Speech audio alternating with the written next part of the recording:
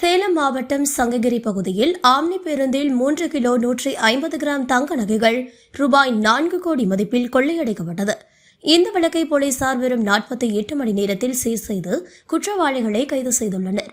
இதனைத் தொடர்ந்து தங்க நகை உற்பத்தியாளர் சங்கத்தினர் கோவை ரேஸ்கோர்ஸ் பகுதியில் உள்ள மேற்கு மண்டல ஐஜி செந்தில்குமாரை சந்தித்து நன்றி தெரிவித்து பாராட்டினர். கோவை சலீவன் வீதியில் உள்ள ஸ்ரீனிவாசா ஜுவல்லர்ஸ் தங்க நகை மொத்த வியாபாரத்தில் ஈடுபட்டு வருகிறது. கடந்த 15ஆம் தேதி இரவு சேகர் என்பவர் கோவையிலிருந்து பாண்டிச்சேரிக்கு ஆம்னி பேருந்தில் 3 கிலோ 150 கிராம் தங்க நகைகள், நெக்லஸ், மாலை, கம்மல், தோடு உள்ளிட்ட ஆபரணங்களை எடுத்து சென்றுள்ளார். அதே பேருந்தில் பயணம் செய்த கோவை சித்தாபுதூர் பகுதியைச் சேர்ந்த பாலசுப்ரமணியன் சேகர் வைத்திருந்த தங்க நகை பையை சங்ககிரி பகுதியில் காப்பி குடிக்க இறங்கிய போது களவாடி வேறொரு பையை அங்கு விட்டுவிட்டு தப்பி சென்றுள்ளார்.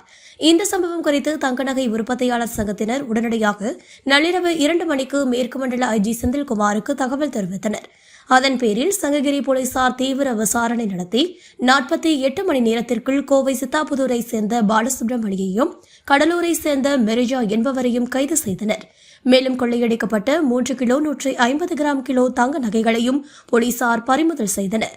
முக்கிய குற்றவாளியான பாலசுப்ரமணியன் பல ஆண்டுகளுக்கு முன்பு தங்க நகை கடையில் வேலை செய்த அனுபவம் கொண்டவர் என்று மேற்கு மண்டல ஐஜி செந்தில்குமார் தெரிவித்துள்ளார். என் பேர் முத்து வெங்கட்ராம். நான் கோயம்புத்தூர் தங்க நகை தயாரிப்பாளர் சங்க தலைவராக இருக்கிறேன். நீங்கள்லாம் இந்த ஊடகத்தின் வாயிலாக பார்த்துருப்பீங்க. 16ஆம் தேதி காலையில் நம்ம அது என்ன டோல்கேட்டு சங்ககிரி டோல்கேட்டில் வந்து ஒரு கோவையிலிருந்து புறப்பட்ட அந்த படுக்கை வசதி கொண்ட அந்த ஆம்னி பஸ் வந்து பாண்டிச்சேரியை நோக்கி போய்கொண்டிருக்குது. அப்போ எங்கள் சங்கத்தினுடைய உறுப்பினருடைய ஊழியர் அவர்கள் வந்து ஒரு 3 கிலோ எடை கொண்ட புதிய நகைகளை வந்து விற்பனைக்காக பாண்டிச்சேரி எடுத்து செல்கிறார். அவர் அந்த சங்ககிரி டோல்கேட்டில் வந்து சிறுநீர் கழிப்பதற்கும் டீ குடிப்பதற்கும் அந்த பஸ்ஸு நிறுத்தப்பட்டது. அவர் கொண்டு போன அந்த பையை அவருடைய படுக்கை அறையிலே வச்சுட்டு அவர் வந்து சிறுநீர் கழிக்க சென்றார். திருப்பி வந்து பார்க்கும் பொழுது அவருடைய பையை எடுத்துகிட்டு வேறு ஏதோ பை இருந்தது. அதில் வந்து வெறும் வாட்டர் பாட்டில் அதெல்லாம் தான் இருந்தது. அப்போ உடனடியாக அந்த தகவலை வந்து சங்கத்துக்கு தெரிவிக்கப்பட்டது. உடனடியாக நாங்கள் வந்து மேற்கு மண்டல காவல்துறையின் தலைவர் திரு செந்தில் ஐபிஎஸ் அவர்களுக்கு வந்து அந்த 1:30 மணிக்கு நாங்கள் வந்து தொலைபேசியிலே தொடர்பு கொண்டோம். உடனடியாக அவர் அந்த நேரத்தை கூட பார்க்காம, அதிகாலையை பார்க்காம, உடனே நான் தகுந்த நடவடிக்கை எடுக்கிறேன், அந்த அருகாமையில் உள்ள காவல் நிலையத்தில் போய் புகார் கொடுக்க சொல்லுங்கன்னு சொன்னார். அவர் உடனடியாக அந்த பஸ்ஸு ஓட்டுநர் அவர்கள் எல்லாருமே அவங்களுக்கு வந்து ஒத்துழைப்பு கொடுத்து அந்த சங்ககிரி காவல் நிலையத்தில் வந்து புகார் அளிக்கப்பட்டது. இன்று 48 மணி நேரத்தில் வந்து இன்று அதிகாலையிலே அந்த குற்றவாளியை பிடித்து ஒரு 100 மில்லி தங்கம் கூட இழப்பு இல்லாமல் பரிபூர்ணமாக அந்த இழந்த தங்கத்தை வந்து பறிமுதல் செய்திருக்கின்றார்கள். அந்த குற்றவாளியை வந்து சட்டத்தின் முன்பு நிறுத்தியிருக்கின்றார்கள். உண்மையிலேயே மனதார சங்க உறுப்பினர்கள், அது மட்டுமின்றி இந்த பொருளை இழந்தவர் அந்த குடும்பத்தார் அனைவருமே இந்த தமிழக காவல்துறையை பாராட்டி மகிழ்கின்றார்கள். அது மட்டுமின்றி நம் காவல்துறையினர் வந்து ஸ்காட்லாந்து வீரர்களுக்கு சமமானவர்கள் என்று அனைவரும் ஒப்பிடுவோம். ஆனால் அதுக்கு ஒரு படி மேலாக ஸ்காட்லாந்து வீரர்களை விட துரிதமாக பணியாற்றி இழந்த தங்கத்தை மீட்டு தந்தமைக்காக மனதார பாராட்டி மகிழ்கிறோம். இதை இன்று காவல்துறையின் தலைவர் இந்த துறைக்கு தலைமை பொறுப்பேற்றிருக்கின்ற மாண்புமிகு தமிழக முதல்வர் அவர்களுக்கு மனமார்ந்த நன்றியும் வாழ்த்துக்களையும் தெரிவித்துக் கொள்கிறோம். அனைத்து பெருமையுமே நம்மளுடைய தமிழக முதல்வருக்காக தெரியும். அவர்களுடைய துறை தான் இந்த காவல்துறை. ஆகவே இந்த துரிதமாக பணியாற்றி இழந்த தங்கத்தை மீட்டு தந்த காவல்துறையினருக்கு மீண்டும் ஒரு முறை மனதார பாராட்டி வாழ்த்துகிறோம். நன்றி. இந்த கோவையில் தான் அந்த குற்றவாளியை வந்து பிடிச்சிருக்காங்க. காந்திபுரத்தை சார்ந்தவராமா. இன்னும் அதனுடைய விவரங்கள் இன்னும் தெரியவில்லை. ஆனால் எங்களுக்கு கிடைத்த தகவல் அனைத்து நகைகளுமே பறிமுதல் செய்யப்பட்டதுன்னு தான் சொல்லியிருக்கிறாங்க அவங்க. ஏன்னா இன்றைக்கி காலையில் தான் அது வந்து நடந்திருக்குது அதிகாலையில். இன்னும் அதுக்குண்டான சட்ட நடவடிக்கைகள் இன்னும் இருக்கிறதுனால முழுமையான தகவல் இன்னும் தெரியவில்லை. ஆனால் கிடைத்து விட்டது என்று சொன்னது அதுவே எங்களுக்கு போதும்.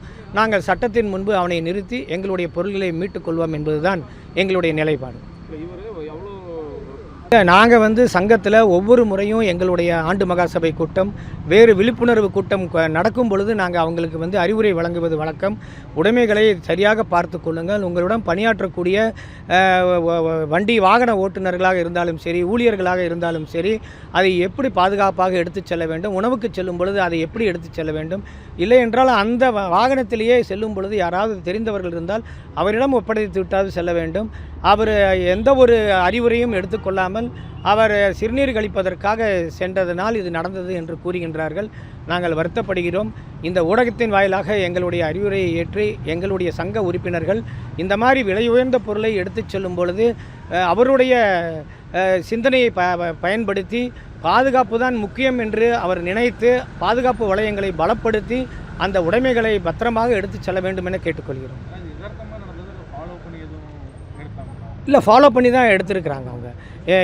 இவருடைய பயணம் வந்து அந்த இன்ஃபார்மர், அந்த A1 நம்ம சொல்லுவோம், குற்றவாளி 1 அவருக்கு தான் தெரிஞ்சிருக்குது. அது இன்னும் விசாரணையில் தான் அவருக்கு யார் மூலியமாக அந்த தகவல் போச்சு என்னங்கிறதெல்லாம் சொல்லுவாங்க.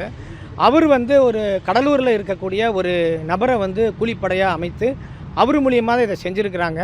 இவ்வளோ தான் எங்களுக்கு கிடைச்ச தகவல். இன்னும் ஓரிரு நாட்களில் வந்து காவல்துறையை நமக்கு எல்லா விவரங்களும் சொல்லுவாங்க. இந்த கைது செய்யப்பட்டவர் வந்து தங்கநகை தொழில் சார்ந்தவரா இல்லை இந்த பகுதியை? இல்லை, தங்கநகை தொழில் சார்ந்தவராக இல்லை. அவர் எந்த சங்கத்திலையும் கிடையாது. இந்த தொழிலுக்கும் அவருக்கும் எந்த விதமான சம்பந்தமும் கிடையாது. இல்லை. இன்ஃபார்மர் தொழில் சார்ந்தவரா? அவரும் இல்லை. அவருக்கும் சம்பந்தம் இல்லை. அவர் இந்த தொழிலில் அவர் வந்து ஈடுபடலை. ரெண்டு பேருமே இந்த தொழில் எப்படி தகவல் அதுதான், அது காவல்துறை இப்போ சொல்லுவாங்க நமக்கு. ஏன்னா அவங்களுக்கு வந்து விசாரணையில் தெரிஞ்சிருக்கும் எப்படி இந்த நபர் வந்து இவ்வளவு தங்கத்தோட பயணம் செய்கிறாருங்கிறது எப்படி தகவல். ஏன்னா அதே பஸ்ஸில் அவரும் வந்து பதிவு செய்கிறார். ஆனால் அந்த சங்ககிரி டோல்கேட்டில் அவர் அந்த பையை எடுத்துகிட்டு அத்தனை பேர் இருக்கிறாங்க பஸ்ஸில், அந்த ஒருத்தர் மாத்திரம் மிஸ்ஸிங் ஆகிறாரு. அப்போ பயனாளி அந்த பயணிகளோட இவர் பயணியாக அவர் போனதுனால உண்மையே யாரோ ஒருத்தர் சொன்னால் தான் அவருக்கு தெரியும். அந்த இடத்துல அந்த பஸ்ஸில் அவருக்கு வந்து அதை பதிவு செஞ்சுருக்கிறாங்க.